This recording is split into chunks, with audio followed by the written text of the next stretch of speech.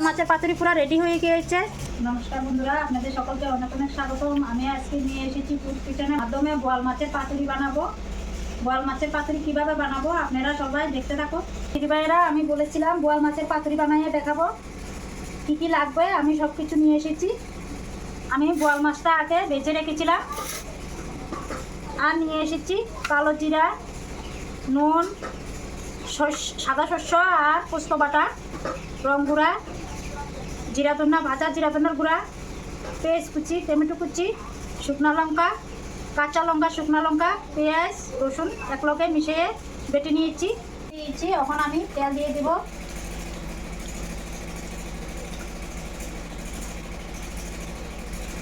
দিয়ে দিব কালো জিরা, দিয়ে দিব শুকনো লঙ্কা, পেঁয়াজ কুচি,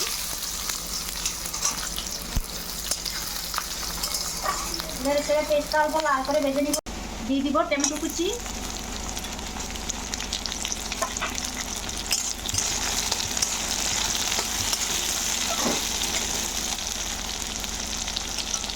বেটে রাখা মশলাটা এখন দিয়ে দেব।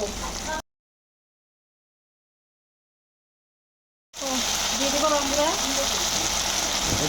স্বাদ মতো দিয়ে দেবো নুন, হালকা অল্প জিরা ধনা, ভাজা জিরা ধনার গুঁড়া।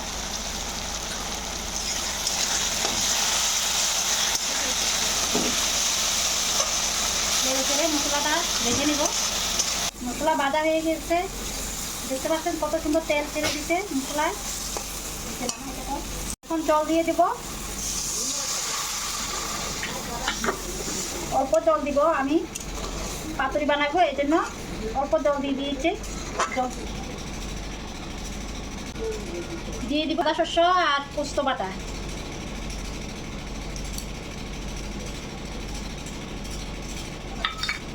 তখন ভালো করে নেড়ে চেড়ে অল্প চাল করে নেব।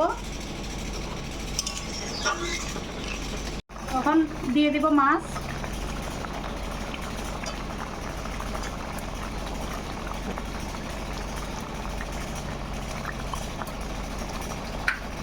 দিয়ে দিব 3-4টা কাঁচা লঙ্কা,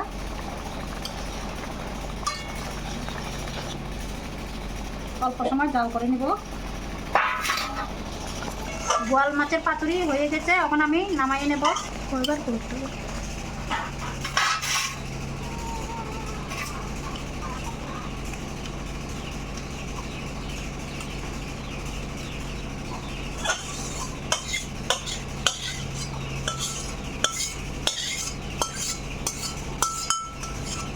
দেখেন দিদিভাইরা, আমি বলেছিলাম বোয়াল মাছের পাতুরি বানাবো।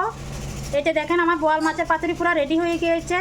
আপনাদের কেমন লেগেছে কমেন্ট করে অবশ্যই জানাবেন। ভিডিওটা যদি ভালো লাগে থাকে লাইক, শেয়ার, চ্যানেলটাকে সাবস্ক্রাইব করে দিবেন।